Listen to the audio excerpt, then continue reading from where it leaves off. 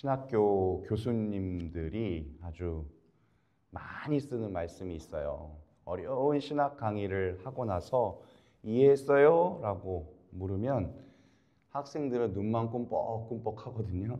이럴 때 꼭 이해했는지 못했는지 나중에 보면 알겠지 이러세요. 나중에 보면 알겠지. 그 나중이 언제예요? 못 들었어요. 네? 아니. 나중은 시험 볼 때, 시험 볼 때. 시험이 없으면 학생이 제대로 이해했는지, 내용을 파악했는지를 알 수가 없다. 너무 매정한 말이겠지만, 고통과 유혹은 우리 신앙을 확인시켜주고 성장까지 시켜줍니다. 고통이 없고 아무런 유혹이 없다면 신앙이 있는지 없는지도 제대로 알 수가 없어요. 믿는다고 말은 했는데 위험한 순간이 닥쳐오면 얼마나 쉽게 그 믿음을 포기합니까? 하느님만 의지한다고 장담하던 사람도 막상 어려운 유혹의 때가, 시련의 때가 오면 악마가 보여주는 것들에 호다닥 다 넘어가요. 그게 우리 약점이에요. 이스라엘 백성이 에집트를 탈출하고 광야를 걸을 때 그들의 신앙이 시험을 받습니다. 모든 게 불편하고 아주 척박한 광야에서 누리는 자유보다 노예 생활하던 이집트에서의 음식이 더 그립대. 말 다 했죠. 그죠? 그래, 울부짖어요. 차라리 그때로 돌아가고 싶다고. 배가 고플 때마다 하느님의 약속을 의심하는 거예요. 에덴 동산의 하와와 아담은 어땠나요? 그들은 배가 고픈 것도 아니었어요. 세상에 좋은 걸 다 누리고 있으면서도 한 가지 금지된 것에만 자꾸 눈이 가. 결국 넘어가고 만다. 아담과 하와를 유혹한 악마가 오늘은 심지어 누구를 유혹하고 있는 거예요? 예수님. 심지어 하느님의 아들까지 유혹을 합니다. 아주 예수님의 정체성을 흔들어 놓으려고 그래요. 네가 하느님의 아들이거든. 이 돌더러 빵이 돼보라고 해라. 오늘 광야 이야기는 신학적으로 굉장히 중요해요. 먼저 첫째 아담과 둘째 아담이신 누구? 예수님의 대조예요. 첫째 아담은 시험에서 실패했어요. 하지만 둘째 아담이신 그리스도께서는 성공하셨죠. 승리하셨죠.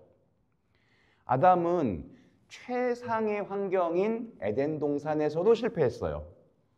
근데 오늘 예수님께서는 그렇게 척박한 그 불모지의 광야라는 최악의 환경 안에서도 승리하셨죠. 또 예수님의 광야의 40일은 이스라엘 백성들이 헤맨 광야의 40년과 비교되죠. 이스라엘은 결국 실패했지만 예수님은 승리하셨습니다. 여러분, 예수님께서 돌더러 빵이다라고 하면 바꿀 수 있을까요, 없을까요? 당연히 있죠. 당연히. 5천 명도 먹이셨잖아요. 근데 오늘은 왜 돌더러 빵이다라고 안 하셨을까요? 그거는 예수님이 세상에 오신 목적이 아니라서 그래요. 오병이어의 기적도 마찬가지입니다. 5천 명을 먹이시고 배불리시는 것으로 끝나는 게 아니라 나는 살아있는 빵이다. 약속된 빵을 너네들이 먹게 될 것이다. 라는 걸 알려주기 위한 것이었거든요. 근데 사람들이 그걸 또 못 알아들어요. 악마는 거짓으로 유혹하는데 예수님께서는 진리로 맞서십니다. 그래서 악마를 이기려면 진리를 알고 있어야 됩니다. 가짜를 분별하려면 뭘 알아야 돼요? 진짜를 알아야죠. 에덴 동산에서 속아 넘어간 것처럼 요즘에도 이단이 얼마나 많아요. 거기에 속아 넘어가요. 저거 왜 속지? 하느님 아버지가 아니라 하느님 어머니라는 거에 왜 속지? 너무너무 이상해요. 옛날에 약장수들이 있었잖아요. 막 뭐 보여주잖아요. 신기하게. 그러면서도 저게 진짜야? 안 믿었어, 안 믿었어. 근데 계속 얘기를 듣다 보면 어느새 내가 몇 봉다리씩 사가지고 가는 거예요. 너무 가짜를 설득력 있게 전달하면 어이없이 빠져들어갑니다. 요즘 보이스피싱은 얼마나 또 교묘합니까? 아들이 유괴당했다는데 돈을 안 붙일 수가 없는 거예요, 엄마들이. 진짜 전화를 했더니 아들이 전화 안 받아요. 왜요? 이 핸드폰이 다 해킹당해가지고 전화를 해도 아들한테 가는 게 아니에요, 그게. 깜빡 속아 넘어가서 정신 차리고 보면은 내가 다 털리고 마는 거예요. 아담과 하와는 야, 너 저거 먹으면 하느님처럼 될 거야 라는 말에 속아 넘어갔잖아요. 지금은 훨씬 더 정교화되어 있어요. 철학자 장자크 루소는 우리가 살면서 어떻게 유혹을 받는지 나이별대로 설명합니다.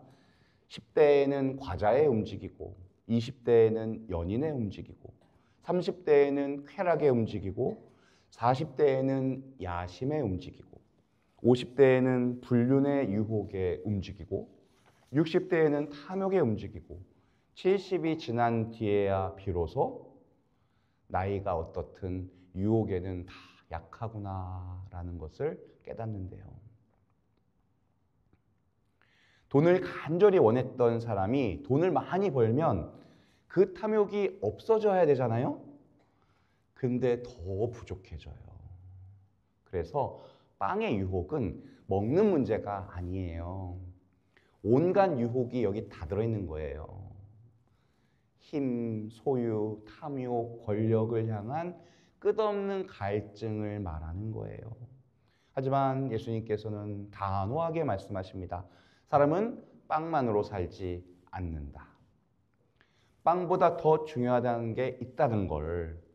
참된 삶은 눈에 보이는 물질이 아니라 하느님 말씀과 하느님 사랑 안에 있다라는 것을 우리에게 가르쳐 주신 겁니다.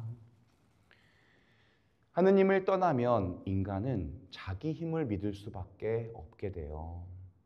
악마가 가르쳐 주는 대로 거짓이 진리같이 보이고 진리가 거짓처럼 보이는 착시 현상이 막 일어나요. 하느님 없이도 살 수 있다고 결국 내가 하느님이 되는 거예요.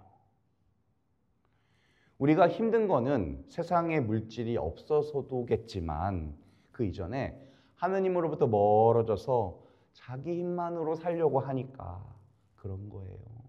그때부터 인생이 고달파지는 겁니다. 철학자 파스칼은 인간은 태어날 때부터 빈 구멍을 하나씩 가지고 태어난다라고 했어요. 우리는 그 빈 구멍을 돈으로, 힘으로, 지식으로 메꿔보려고 하지만 언제나 공허함, 무상함, 외로움을 느끼면서 죽어가요. 하느님께서 만드신 인간의 빈 구멍은 하느님으로만 메꿀 수 있어요. 주님께서 나의 빈자리를 채워주실 거라는 믿음, 그분만이 세상의 전부이고 중심이라는 믿음, 그분께 의탁할 때 내 인생 여정의 동반자로 함께 하신다는 믿음만이 세상의 유혹을 이길 수 있게 합니다. 결국 예수님은 악마의 유혹을 이기셨어요. 근데 오늘 성경 마지막에 뭐라고 했어요? 다음 기회를 노리며 떠나갔대요. 하느님의 아들을 지가 무슨 배짱으로 유혹을 하고도 안 되니까 포기하지 않고 다음 기회를 노리며 떠나갔대요. 그러니 이렇게 연약해 빠지고 부족한 인간들을 유혹할 때 한두 번 우리가 버텨낸다고 해서 악마가 포기할까요? 포기 절대 안 합니다. 숨겨진 유혹, 눈에 보이는 유혹, 교묘한 유혹, 끈질긴 유혹 속에 오늘도 걸려 넘어질 수 있어요. 선과 악이 막 뒤엉킨 광야에서 우리는 살아가고 있거든요. 마귀는 여전히 광야에서 날뛰고 있어요. 그럼에도 불구하고 하느님께서는 우리를 지켜주십니다. 위험하고 예측할 길이 없는 광야 안에서도 천사를 시켜서 우리를 붙들어 주시기로 약속하셨어요. 광야에서도 그 말씀에 귀 기울이시고 그리스도와 함께 그 광야를 걷는 사순 제1주가 되시기를 기도합니다. 아멘.